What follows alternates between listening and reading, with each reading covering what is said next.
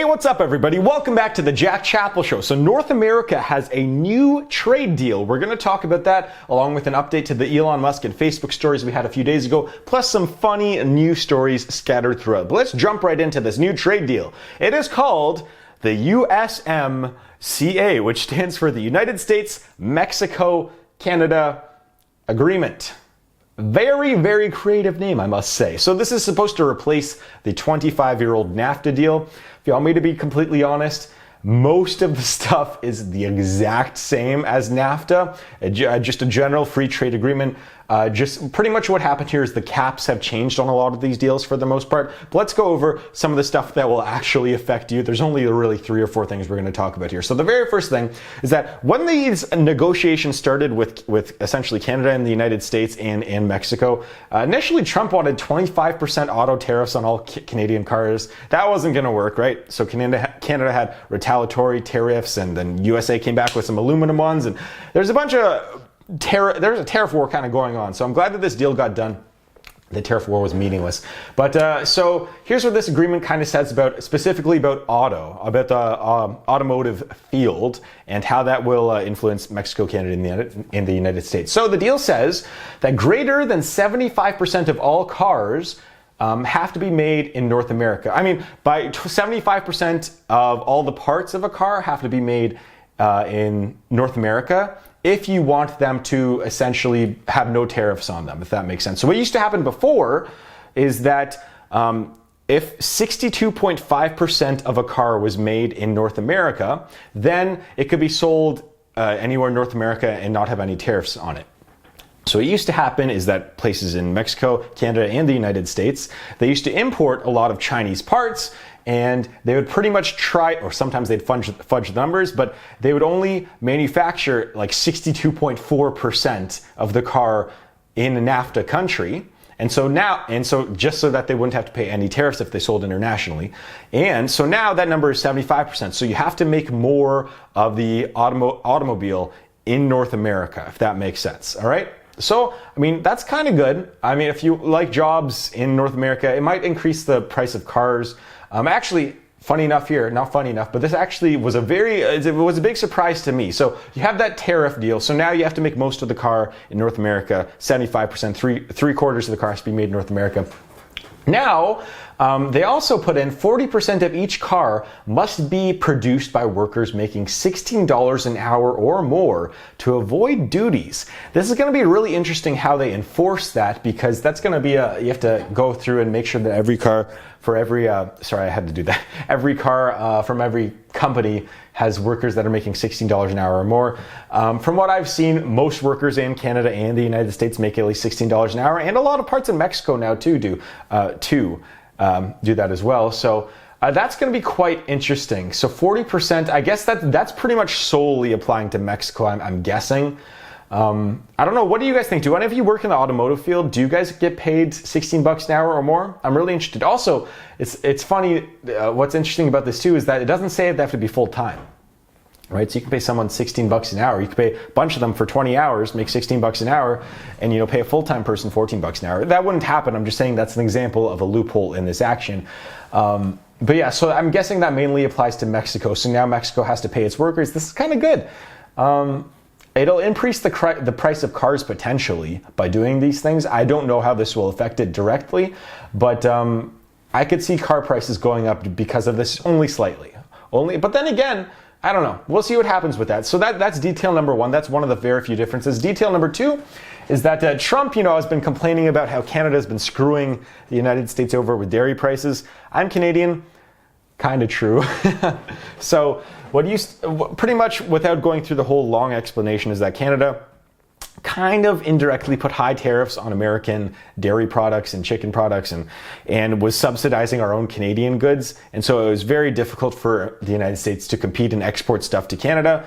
And now Canada is allowing more United States goods to come in. So now it's like they used to allow like 3.25% to come in without tariffs. Now it's 3.6%, something like that. I don't know the exact details. That wasn't actually from what I saw it. That wasn't actually exactly released in detail what the exact plan was. But anyways, pretty much more American dairy products and chicken products and, ice cream and all that stuff is allowed to be, and yogurt will allowed to be come to Canada without having billing tariffs, and Canada can't subsidize their stuff as much anymore. So that's number two. That was a disagreement, or that was a change there. And the third real thing here is that this deal, this U.S. trade deal, U.S. Mexico Canada trade deal, it has to be reviewed every 6 years, and if any country thinks it's a bad deal, then you get to cancel it and renegotiate. So that's understandable. That's kind of with all contracts, that they should always be looked over every few years. So every 6 years, that's cool. That's pretty much all this really is for the most part. The only other thing that will affect you, but not the economy, is now when you came to Canada, if you brought in more than $20 worth of duty goods, they would get taxed. Now it's $40. But apart from that, this deal looks really the exact same as NAFTA. I mean, all this trade stuff, all this trade war that were going on, kind of silly. There are still aluminum tariffs that apparently they're hammering out right now, and steel tariffs from Canada and the United States. They're still trying to hammer it out. But I mean, this deal, I can't believe that there was so much uproar about this when they pretty much agreed on the exact same stuff with a few percentage points changed. So what can you expect from this? Not much, unless you're a dairy farmer in Canada or the United States. The United States, you might make a tiny bit more money. In Canada, you might make a little bit less money. But apart from that, you're not going to see much change for the most part as an average person. So all this uproar about nothing, that kind of explains everything for the most part. There are a bunch of other clauses in there, but they're not worth talking about, honestly. They're such small changes, it doesn't really matter. So anyways, that is the USMCA deal. Now we're going to move on to kind of the next, a little bit of a silly story here. So I saw this on Reddit, actually. It's not even a story. I saw this pastor, and he was talking about how much you should donate to a church no matter what your income level is, and regardless of what your financial situation is. So I'll play a clip here, and let's see what you guys think. The 10% is what God requires, and then the offerings.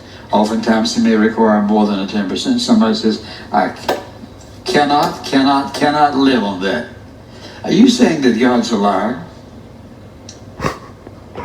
You say, "But you don't know how much debt I have." Well, you may be deeply in debt and be in real trouble. It's going to be hard for you to believe, but I'm telling you, I've seen it over and over and over again. You want to get out of debt? Here's how you start. Start giving God 10% of your income. That's right. So regardless of whatever your financial situation, if you are in debt, whatever it may be, if you can't even afford food, you got to give 10% of your money to God. Oh boy. Okay, so again, I'm not a believer in God. I was deep into the sciences. I've never really did. My family is my mom's side of my family is fairly religious. They still go to church every Sunday. That whole thing skipped me. If you believe in God, go for it. Cool. No problem with that. Unless you do something like this, where you tell people that are struggling financially to give you more money to the church. Now, I know that churches can do a lot of good. They can do a lot of bad. I know a lot of churches around here, they have food drives and they do a lot of good things, and some of them shelter the homeless. But you should not be asking people that are in poverty to give their money to God as a threat, essentially. Just try it out. Just try it out. It's not a threat, but I mean, now look. One of the most religious financial people that you will see on YouTube is Dave Ramsey, okay? Dave Ramsey, one of the most religious, he's probably the most religious personal finance person on the internet, maybe in the world, to be honest. Big believer in God, goes to church, has a lot of his seminars and a lot of his financial education stuff at a church. And he would never say that. He would never say give 10% of your money if you're drowning in $500,000 of student loans, like this guy's suggesting. Or if you're drowning, like this really irks me. Like, I know I'm going to talk about this in another video, but you guys have seen those videos of like the pastors saying they use the church's money to get a private jet, and they needed that private jet. right? I'll bring that up in another video, but there's some of these scummy pastors. You know what they're doing, man. They're just, I mean, sure, they probably still truly believe in God, and I mean, okay, cool, you can do that. But again, I think it is morally wrong, in my opinion, to ask people that are poor and are struggling to get by to give money to the church so that they can, be in more debt, have a worse life in the long run? How are you going to reimburse them as the church? How are you going to make their lives better? You're saying it's God going to do it? Do you guys believe, honestly, how much of my audience does actually are religious for the most part? I'm curious. I know that still, for the most part in North America, it's still about 60% of people believe in God, or 50% believe in God, and 80% or 84% are not atheist is the word. I put myself in that 16% that just doesn't. I went too far into the sciences, and it's not, growing up, I had, the Jesus picture on my shelf, and I just never even thought about it. I'd have the holy water, and I'd get blessed, and I'd go to communion, and I just never did believe it. So I'm curious as to what your guys' thought on that is. I have no problem if you want to believe in God. I have a problem if you try to take people's money who are struggling to get by. That's where we have a problem. All right. So what do you guys think of that? And also, we should bring this up in another video. Do you think that the church should get taxed? Because I go back and forth on this a lot. Because do you think that churches should get taxed? Because I get it, they're a nonprofit and they do a lot of good, like again, food drives and shelter, and they provide a sense of community. They do community events, and then you have the pastors that get private jets, right? That needs to be taxed in some sort of way. That has no use for the church. You're not giving back to the community. That's my opinion. All right, so let's move on here to the next story. Let's talk about Elon Musk. An update to the story that I talked about 2 days ago. So if you guys don't know, let's go back, rewind this for 30 seconds. So Elon Musk had a tweet. He sent out funding. I'm going to take Tesla private at 420. Funding secured. Apparently that wasn't completely true.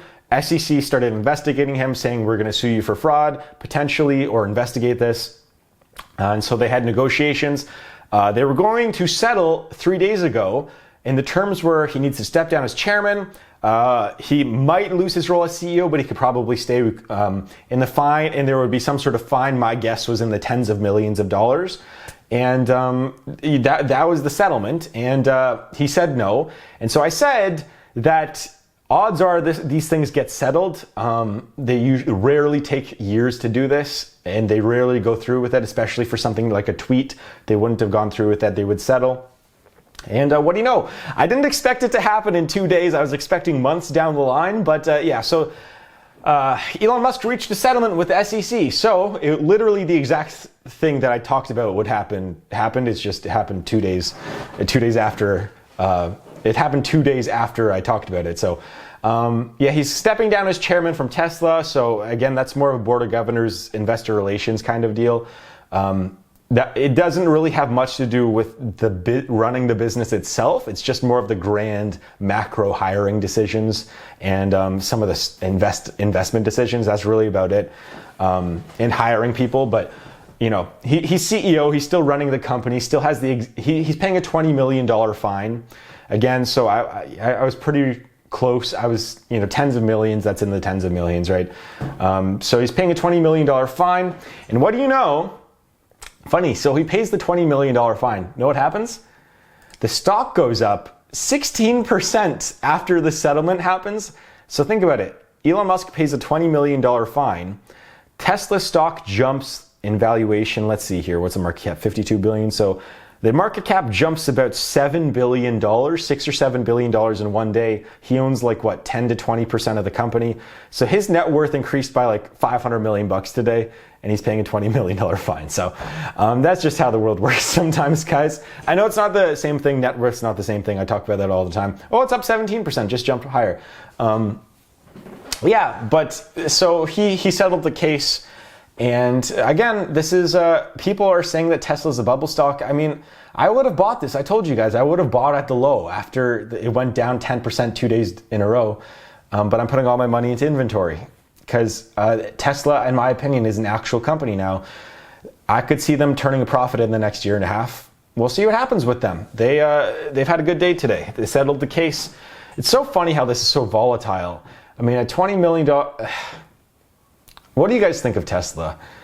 I think that they're becoming a real company and people are now not believing in them. It's really strange how that works. All right, let's move on to the next story here. Let's move on to kind of a funny, interesting story that I want to talk to you guys. So it's about sports business specifically. So J.R. Smith of the Cleveland Cavaliers, I think he's still in Cleveland, right? I think he's still in Cleveland. So he's got in trouble recently, but not for something that you might think. So a few weeks ago, or I think a month ago, J.R. Smith got a Supreme tattoo on the back of his calf. So Supreme, it's what is it? Clothing company? It's a clothing company, right? Supreme. I think that they make glasses and stuff too. Supreme. What are they? Clothing. Are they a clothing company? Yeah, let's just assume they're menswear or something like that. Okay. Anyways, they got to. I think it's a retail clothing company, right? So he got a tattoo on the back of his calf with the company essentially kind of logo lettering on it. And here's what happened. Now, normally, I didn't think much of this. I thought it was funny. It came up as a funny story on Reddit. Like, it's a J.R. Smith thing to do. He's really weird and wacky and does stuff like that.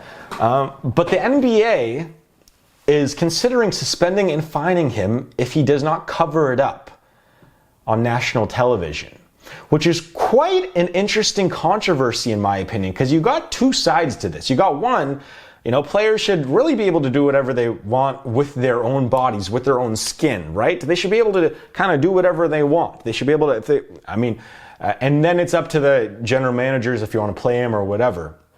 Like if someone had a swastika or something on their skin, I probably wouldn't play that guy, right? If he had a swastika on his skin or some, racial slur or something like that, and I was the GM or owner, guess what? You're not playing for the team anymore. Too bad. You can't do that on TV. We don't agree with that. But it's weird. This is a weird one. He put a company brand on it. And so that's obviously nothing like a racial slur. I think that you should be allowed to do that and go on TV. But apparently because, there's some competing clothing brands like Nike that sponsor the NBA.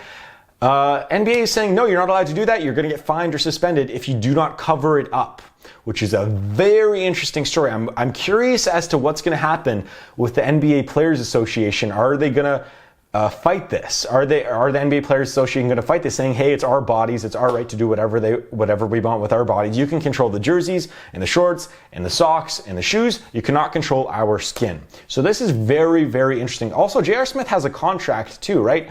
And he didn't break anything in the contract, I'm guessing. I'm not quite sure. But anyways, what do you guys think of this story? Do you think that he should be allowed to go out there on the court with a Supreme tattoo, even though other companies like Nike are the main sponsors of the NBA? So essentially, Supreme is getting free advertising just because J.R. Smith likes the company. Do you think that should be allowed? I think so. You should be allowed to get a tattoo of whatever you want, as long as it's not like a racial slur or something that's going to be very provocative. If it's just a company brand, go for it. It's a little bit weird. I would be a little bit, but then again, I'd be mad if I were Nike too. I'd be like, hey, we sponsored the NBA. All NBA athletes should be supporting us because that was the deal we signed. I get it. I get both sides of this. Where do you stand on this? Let me know in the comments down below. Should this even be a big deal? What do you guys think? Let me know. And the next story I want to talk about is an update to the Facebook story I talked about a few days ago. So if you don't know, 50 million accounts were hacked. They did this by taking login tokens. And so essentially when you log into a site, you get a token in your browser. It says, hey, this token is linked to this profile. So if you have that token in your browser, that's how it remembers you. It goes, hey, you got that token. We know that token is linked to this profile. And therefore you have access to this profile. That's pretty much what happens in summary. And every time you log in and log out, you get a new token. Okay, so what happened was 50 million people had their tokens essentially stolen from the site. Again, 50 million people had their tokens stolen. So essentially these hackers had access to 50 million Facebook accounts. And if those accounts were linked to Spotify, Instagram, Tinder, anything that uses Facebook as a login, those could all be hacked too. So a lot of people, in response, Facebook logged all of those users out and forced them to log back in to essentially get a new token. And after they patched up the leak, how the hackers were able to get tokens. So Anyways, why is this a big update? So, finally, 2 days later, after I said this should be a bigger story than Cambridge Analytica, 2 days later, after I said this, 2 days, finally people are like, this should be a bigger story. 2 days after, all I did, I should not be having to break these stories. I remember this is what made me mad even last year with me breaking the Whole Foods stuff and Amazon and all that. Like a lot of that stuff I saw coming like days or weeks ahead. And just read some press releases, look at some interviews. You'll be able to see this stuff coming. And finally, the mainstream picked up on this, being like, oh yeah, this is more serious than Cambridge Analytica. Oh yeah, your accounts were hacked. Yeah, it's much more serious now. It's just because politics were not involved, people relate to the story. And it's because it's not going to get clicks. Hacks not relating to Trump or Hillary don't get clicks. And it's just unfortunate that's how the world works these days. So anyways, I'm glad the mainstream media picked up on this. But anyways, Facebook might be getting hit with a $1 billion $1 to $1.6 billion fine based on the new EU privacy protection laws. This is a really strange one though, because do I think they should get fined for this? Probably. They have sensitive user data, could have been compromised, businesses could have been compromised, they should get fined. Should it be 1.6 billion? Maybe. I mean, 50 million profiles, I mean, maybe it should be 1.6 billion, maybe less, maybe more. I don't really know. That's not for me to judge.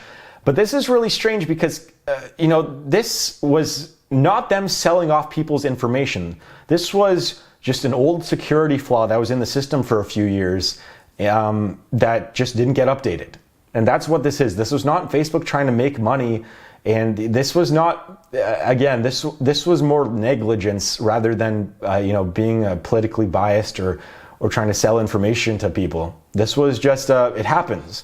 Unfortunately, it should not happen because Facebook has enough computer engineers for this not to happen. Same with Google, same with a bunch of other companies. This should not happen on a scale this big. But especially a simple one like this. Again, like, I don't really know what to think about this. It's not really... It is Facebook's fault for not having the security measures, but it is not really their fault for having a bunch of hackers going in and trying to find one security flaw. So in my opinion, they should get fined probably, I don't know, what should the number be, $1 billion? I don't know. But at the end of the day, I think it's a big update here. They should get punished for having a massive security flaw. I mean, think about it, just because of this. You're holding, if someone's an Instagram influencer, right? Or Facebook has a Facebook business or is linked to something else. I don't know. Maybe they found a match on Tinder or something. You could theoretically just go into those people's accounts if they were hacked, delete everything, not the account because that takes 7 to 30 days for most of those. But you could go in, delete everything on each one of those accounts, and maybe your income goes down 90%. Maybe the match that you had, I don't know if you can delete matches. I haven't been on Tinder since 3 years. The last Tinder match I had ended up being my girlfriend, who I'm still dating 3 years later. So I don't know if you can delete Tinder matches, but maybe that's a thing. Maybe you get into their Tinder, maybe someone that you had a connection with, they go and say, hey, you're a douchebag, never talk to me again. People's lives could be influenced by this, and I think that they should be punished for a massive security flaw. But again, is 1 billion the right amount? I don't know. Is 100 million the right amount? I don't know. Is 10 billion? I don't know. That's up for you guys. Let me know what you guys think. What should the punishment be for Facebook in response to this? I know that, by the way, I know that 1.6 billion, if that's the maximum fine, that's still a slap on the wrist for Facebook. They make, what's their revenue? Their revenue, I forget off the top of my head. I think is it 100 billion? I think it's somewhere in that neighborhood. They're worth they're worth $500, $600 billion, somewhere around there, maybe a little bit more. At the end of the day, it would be a slap on the wrist. It's like all these big companies, man, whenever they get hit with the fines, they're just speeding tickets for the most part. Remember Google getting hit with that $1 billion or $2 billion fine last year? I mean, their profits were like 40 billion or something last year, 30 billion. That's why I bought their stock and they went up. And same with I think Amazon got hit with some too for some security flaws. I don't know. It's just really strange, some of these stories for the most part. I don't know what to think. I'm not a lawmaker, so I don't know how much they should get fined, but they should be punished. Anyways, that's the Facebook update. Last one I want to end on is just kind of a silly story I want to talk about here. So it's actually, I want to talk about 90 Day Fiance, a business story relating to that. So hold on a second here. So here's the show 90 Day Fiance. I see some clips on YouTube play in the background sometimes because it's a really stupid show, but it's also kind of like one of those addicting kind of things. So occasionally when I'm coding or something, it'll pop up in the background about people fighting and stuff. So anyways, it's about, the show is about how usually an American person goes overseas and tries to get an overseas husband or wife and tries to get them a visa. And essentially what happens is that you have a 90-day like fiance visa. So essentially the person comes back to America and you have 90 days to decide if you want to get married or not. And if you get married at the end of the 90 days, the person's allowed to stay. They're your wife or husband. Good, they're allowed to stay and they can become an American citizen. And if they do not decide to get married, then they get shipped back to wherever they're from. So, anyways, this guy, George, or I think they call him George on the show. It looks more like Jorge, but I guess it's George. So this guy was supposed to be a big business guy. All right, he was saying to this Russian lady, hey, I'm rich, I make tens of thousands a month. Come over and I can give you the life that you deserve. And she likes money, and she was open with that too. So she came over. I think that they got married, and it turns out he wasn't as rich as they thought, as she thought, and he was in a bunch of debt trying to start a marijuana business. And as you guys know, marijuana is not fully legal everywhere. So he already had 2 prior incidences with the law. I don't know if they were felonies or whatever. He didn't face any jail time. I don't know if they were I think they were misdemeanors, weed-related misdemeanors over the last few years. And what happened was, so here's the deal. What happened is a cop pulled over George. Don't know why. Maybe it was a smell. Maybe it was because he had misdemeanors. Maybe he had a traffic violation. I don't know what the exact story was, but he got pulled over, and there was some weed in his car. All right. So there's some weed in his car. He had some misdemeanors. He got taken to jail, and he's facing 2.5 years in prison. On the surface, that sounds like really dumb. Like, I think weed should be legal everywhere. I don't smoke it. I might try it. I think it should be legal everywhere. I don't think he should be going to jail for this. Initially, the penalty was much higher. I think he was facing 20 years in jail. Why was he facing 20 years in jail if he only had a little bit of marijuana on him? He had 300 pounds of marijuana in his car. 300 pounds. Okay, again, I want weed to be legal. Go for it. Tax it. If you have 300 pounds of anything, if you have 300 pounds of anything in your car, that's pretty fishy. If you have 300 pounds of Tylenol in your car, that's pretty fishy. I don't know if you might go to jail for that. I don't know what the law is. Think about, if you had 300 pounds of like baby wipes, you'd be like, that'd be a little strange. Are you running some child thing? Or child organizations, or maybe some child trafficking? I don't know. That'd be a little bit weird. Or what if you had 300 pounds of saran wrap, right? Like stuff like that'd be really, really weird. Like, are you Dexter? Are you freaking putting out the saran wrap all over the floors to cover up? 300 pounds of pretty much anything would be a little bit fishy. And so in this case, I'm like, all right, dude, you don't have a license for this stuff and you're transporting 300 pounds of marijuana. Come on. And he already had 2 misdemeanors. Come on. So he was initially facing like 20 years in prison because he had that much weed on him. But he had a settlement. He got out for $25,000 of bail, and I think he's in jail right now for 2.5 years, about 2 years or so, 22 months, somewhere around there, around 2 years. So anyways, I thought that was kind of a really funny story.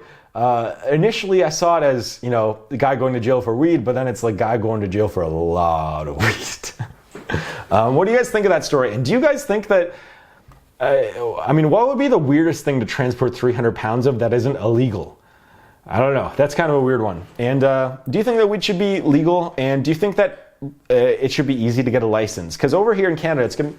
Oh man, when's it going to be legal? Oh, I need to look it up. When is it going to be legal in Canada? So Canada, weed, legal date. When's it going to be legal? October 17th. We only got a couple of weeks and now I get to try some weed maybe. I want to try an edible on my first go, but that's not going to be legal here.